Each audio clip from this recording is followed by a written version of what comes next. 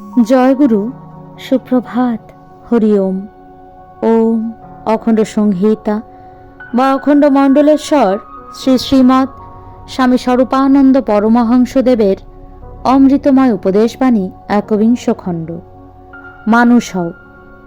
শ্রী শ্রী বাবামণি বলিলেন, ধনী হও, দরিদ্র হও, বিদ্বান হও, মূর্খ হও, হিন্দু হও, মুসলমান হও, খ্রিস্টান হও, বৌদ্ধ হও, তোমাদের প্রত্যেককে কিন্তু আমি একটি কথা নিঃসংকোচে বলতে পারি যে চরিত্রহীনতা বর্জন করো, খলতা প্রবঞ্চনা পরিহার করো, পৌরুষ কর্ম ছেড়ে দাও, মানুষ মাত্রের প্রতি শ্রদ্ধাশীল হও, প্রীতিশীল হও, সংযম পালন করো, সাধ্যমতো বীর্য ধারণ করো, নিজ ভবিষ্যৎ বংশীয়েরা যাতে অটুট স্বাস্থ্য, অনমনীয় চরিত্রবল ও সর্বজীবে প্রেম বুদ্ধি নিয়ে আবির্ভূত হতে পারে, তার অনুকূলে করো জীবনের প্রতিটি কর্ম।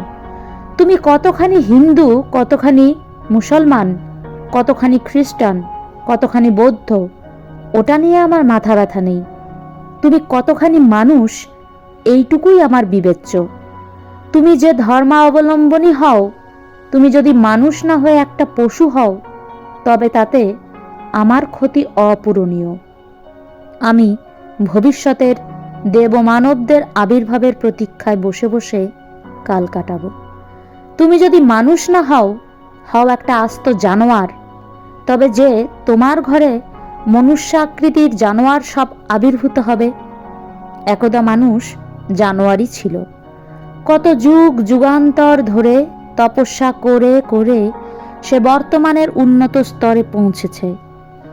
সে যদি তোমার চরিত্রগত অসতর্কতার ফলে, তোমার আচরণগত উচ্ছৃঙ্খলতার ফলে, তোমার ভবিষ্যৎ দৃষ্টিহীন অন্ধ কামাতুরতার ফলে আবার ফিরে আদিম পশুত্বের দিকে যাত্রা শুরু করে, তবে তাতে তোমারই বা লাভ কি, জগতেরই বা লাভ কি?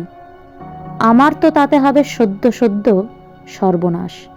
আমার জীবনের সমস্ত কল্পনা, সমস্ত ধ্যান, সমস্ত আরাধনা যে তাতে ব্যর্থ হয়ে যাবে। তারই জন্য আমার একমাত্র আকুতি, মানুষ হও, তোমরা মানুষ হও। হরি ওম।